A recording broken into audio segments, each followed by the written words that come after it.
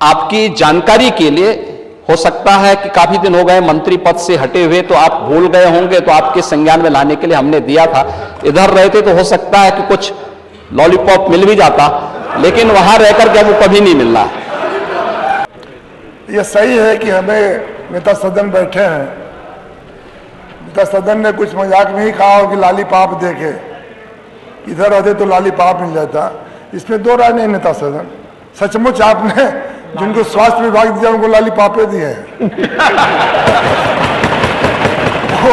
वो सुंदर गाय है, ना दूध देगा ना बाछा देंगे, और आसान से जवाब देंगे, और मंत्रिमंडल का एक स्वरूप होता है। ये धान कर, मैं तो बिहार से सटा हुआ मेरी क्षेत्र है, और धान बहुत अधिक पैदा होता है, नहरों की सुविधा भी बहुत है। लेकिन मेरा आपसे निवेदन है कि मैं किसान का बेटा हूँ, मेरा बेटा भले मंत्री और विधायक का हो, लेकिन हम लोग सुच्चा किसान के बेटा, इस पर बहस नहीं है। किसान का दर्द, किसान की पीड़ा और किसान की वेदना हम लोग अपनी नंगी आंखों से देखें। इसलिए माननीय अध्यक्ष जी, जो धान क्रय हो रहा है बड़ी संख्या में, बेशक किसानों की आमदनी दोगुनी हो, आपकी भी इच्छा है, लेकिन किसान से आपको दूर दूर तक कोई रिश्ता नहीं है। किसान का रिश्ता तो हम लोग से। नहर का पानी आप नहीं माफ किए हैं, हाँ मत करिए, सुनने का आदत नहीं, बर्दाश्त करिए ना थोड़ा सा। तो मेरा एक बात निवेदन है, आपको जो बोलना होगा बोल दीजिए, मैं जवाब दूंगा। नहीं, इधर कोई नहीं बोलेगा। माननीय अध्यक्ष जी, एक निवेदन है कि जो धान क्रय हो रहा है, मैं जरूर चाहूंगा नेता सदन से कि बड़ा अच्छा है कि नेता सदन बैठे हैं, अब एक सर्वे करा लीजिए कि धान का पैदावार कहाँ कहाँ विशेष है, और वहां पर जो विशेष है उनके लिए विशेष व्यवस्था दिया जाए।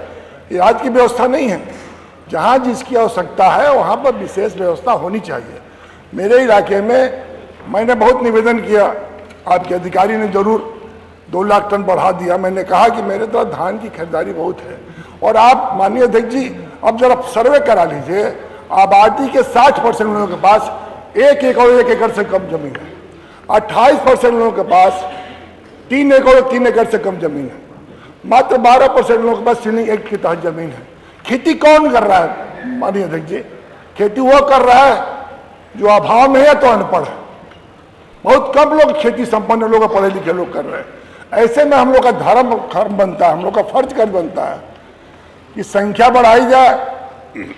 और जो पश्चिम और पूर्व में अंतर है, पंजाब में हम लोग में अंतर है, हमारे यहाँ लेट वेराइटी है, और हमारे यहाँ लेट वेराइटी होने से उससे आप फरवरी में कह देते हैं कि धान की खरीदारी बंद हो जाएगी। बहुत जो उसमें जो मनोज जी ने कहा, सचमुच बिचौलिया इतना भागीदार हुए हैं, उनके लिए भी एसटीएफ का उपयोग करिए, और जो लोग भी इसमें काम करते हैं गंदा घटिया, उन पर कठोर से कठोर कार्रवाई करने का काम किया जाए, जिससे धान किसान की आय दूनी हो, किसान संपन्न हो। हिंदुस्तान में जब तक किसान संपन्न नहीं होगा, हिंदुस्तान दुनिया में कभी तरक्की नहीं कर सकता है, क्योंकि आबादी के 60%।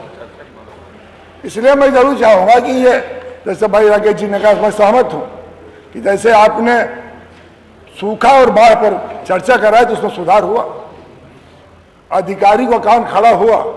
मैं चाहूंगा कि धान पर भी, क्रय पर भी चर्चा कराइए, और चर्चा कराकर इन आप जिन अधिकारियों के बल पर चाहते सत्ता चलाना और जनप्रतिनिधि बेकार हैं, ये मानसिकता हम सबको बदलना चाहिए।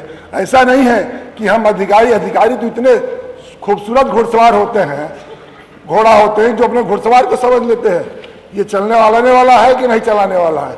इन अधिकारियों के बदौलत ही हम सत्ता न चलाएं। सत्ता की भागीदारी में जनप्रतिनिधि का भी हो और अधिकारी का हो, तब मैं जरूर कह सकता हूं कि जहां होना चाहिए वो बेहतर और खूबसूरत होगा। और यही मेरा नेता सदन आपसे निवेदन है कि धान क्रय पर कम से कम पूरब की तरफ, जहां लेट वेराइटी है, खाद, अब गेहूं की भाव शुरू है, कोऑपरेटिव में थोड़ा आप देख लीजिए कि जो खाद की खरीदारी होनी चाहिए। हम लोग बिहार शहर से सटा हुआ, बिहार में खाद का बहुत डिमांड होता है, हम लोग जानते हैं। और मैंने कहा कि लघु और सीमांत किसानों की संख्या बढ़ी है। ऐसे समय में माननीय अध्यक्ष जी, मेरा आपसे निवेदन है कि धान क्रय का जो सिस्टम है उसको बहुत पाक साफ करने की जरूरत है। बहुत बहुत धन्यवाद। माननीय मंत्री जी। हमसे जुड़े रहने के लिए हमारे YouTube चैनल को सब्सक्राइब करें और नई वीडियो की नोटिफिकेशन के लिए बेल आइकॉन को दबाएं।